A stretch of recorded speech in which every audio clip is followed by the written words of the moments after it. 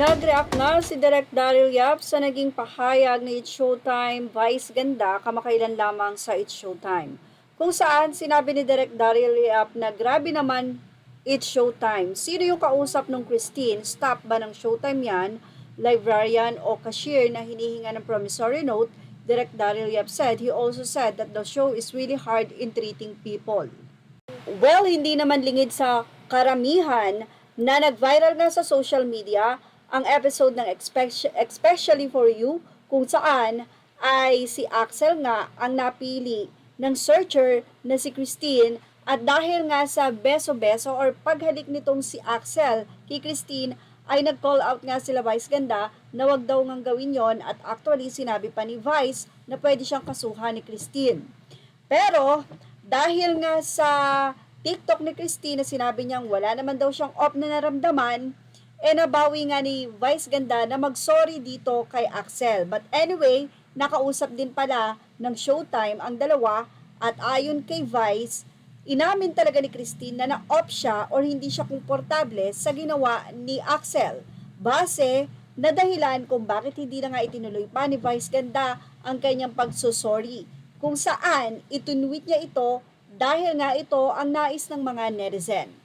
Nag-viral pa sa social media ang paghalik ng isang maitsura na guy versus nga daw kay Axel na hindi ganong kagwapuhan. May discrimination daw. Yan ang naging say ng mga netizen.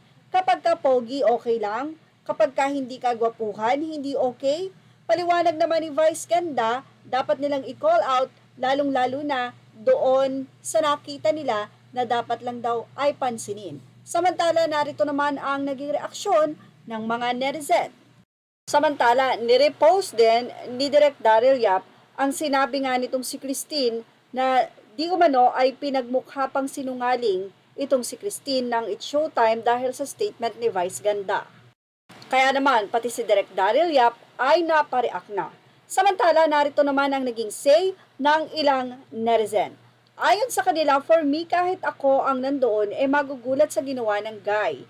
Yung bigla kang hinahalikan kahit saan pa yan. Saka may point naman si Vice, sinabi niya sa guy, dapat magpaalam siya sa girl.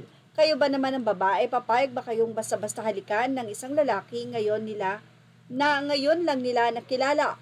Say pa ng isang netizen, pag si Vice talaga mapapahiya ang contestant, tapos siya walang paki basta may mapahiya, okay sa kanya.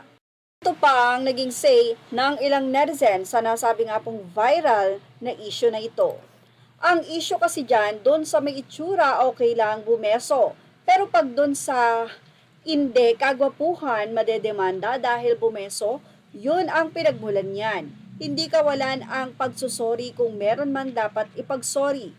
Opinion ko yan, mag-opinion kayo sa sarili nyo. Walang pakialamanan ng opinion. Sa comment, wala naman daw palang intensyon sa kanya na mismo nanggaling na nagulat na lang siya bakit ganun yung sinabi ni VG. Ano sa tingin nyo? Sino talaga ang may mali? Say naman ng isang netizen, okay lang. Anong halik ang sinasabi mo? Panuurin mo ng paulit-ulit nang makita mo saan ang halik doon. Say naman ng isa, may kasalanan din si girl doon kasi iba yung pinakita niya sa TikTok tapos iba rin yung sinabi niya kay Vice Ganda. Anyway, ano masasay nyo sa ating update na ito? Ilagay na ang inyong opinion sa ating comment section. Images are all credit to the rightful owners. Thank you for watching Showbiz Now.